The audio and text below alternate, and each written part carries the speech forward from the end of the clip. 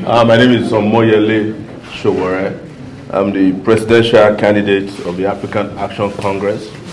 And I'm going to be the president of Nigeria come after February 2023. So you all better be careful. I want to say here, and it's very important to me, that I observed one of the most peaceful elections in Nigeria in 1993. And we allowed that election to stand. We will not be signing a peace agreement today. Because that you are signing a peace agreement in Nigeria shows that elections have become war in Nigeria. This is the only country in the world where you sign a peace agreement during an election season, as if we are at war. But that is what our elders did to Nigeria. And I think next time we should sign a peace agreement with the elders who are instigating violence in this country, or have them sign peace agreements between themselves. Because peace is not breached by poor people. Poor people suffer the consequences of violence. When you look at elections, the people that suffer the most are those poor women and men. And when there's a breakdown in law and order in Nigeria, every rich man, politically connected, gets enough police protection, and they're able to get on the jet and leave Nigeria at the slightest provocation.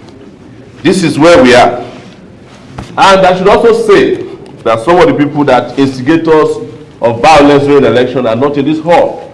They are the vassal representatives of some of the men and women in this hall. They are state governors in particular. You need to get them to sign the peace accord.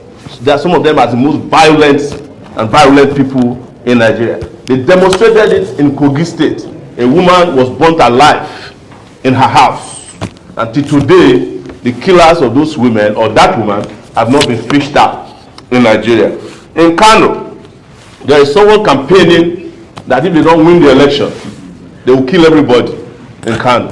In Borno State, it's the same thing. You go to Lagos, where the APC holds sway, you cannot paste a poster if it's not Bola Ahmed Asiwaju's poster in Lagos. I just came back from Lagos.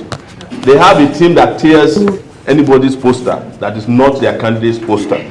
You cannot even pay for your poster or banner to be hosted in Lagos. They have a bureaucracy in place that makes it impossible for you to do. How can there be peace in a country where there's no justice? We keep lying to ourselves all the time. I also want to say that for the rest of us, as you have treated us today, because we don't have resources and we don't have powerful connections, we don't have access to state resources. Most of the other candidates use and abuse state resources. They have governors who just dip their hands into their state treasury and use them to fund their candidate activities, and nobody is challenging them. Once in a while, when they want to tickle our fancy, the EFCC comes around to play at the playground of the political parties. Two political parties are particularly very notorious for this. They buy votes, both at their primaries and in the final election. And how do you compete with these people?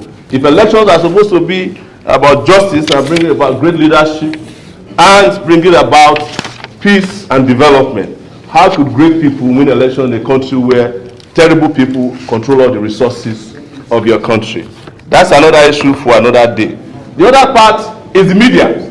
And I should say this because I'm a media practitioner too, that they have shut several of us out. Also, I will accuse the media of Asiwaju. They have never interviewed me in this election. That is the TVC News. They have blacklisted some of us. But they are supposed to be a public media that should address, that should attend to everybody. And the last thing I will say are security agencies. Just like someone mentioned, the security agencies have allegiance and loyalty to just a few people. That's the truth. I was almost run out of the road in Ibadan just yesterday because Atiku was in Ibadan to campaign. I was also there to campaign, but I had one car. Atiku had over 40. And I had no police.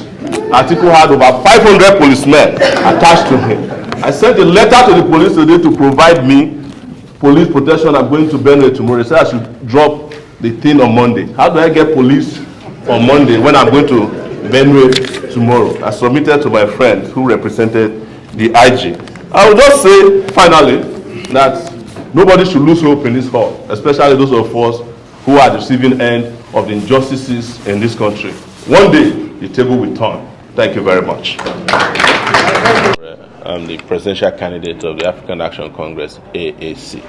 We are calling on all our supporters who are lovers of justice to maintain peace also throughout the conduct of the 2023 national presidential elections on February 25th, 2023. Thank you. I am Omoyele Sowore. I dare to be different. I will not let you down. Sowore for president.